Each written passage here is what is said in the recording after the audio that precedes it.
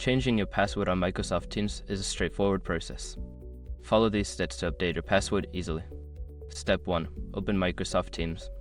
Launch the Microsoft Teams application on your device or access it through a web browser by visiting the Teams website. Step 2. Go to Settings. In the Teams app, click on your profile picture or initials located in the top right corner. From the drop-down menu, select Settings. Step 3. Navigate to Account. Within the Settings menu, click on the Account tab. This section contains options related to your account and security settings.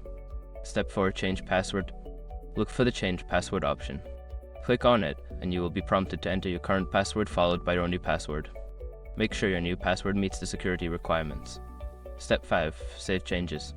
After entering your new password, click the Save or Submit button to confirm the changes. You may need to log in again with your new password. Once you have completed these steps, your password will be updated.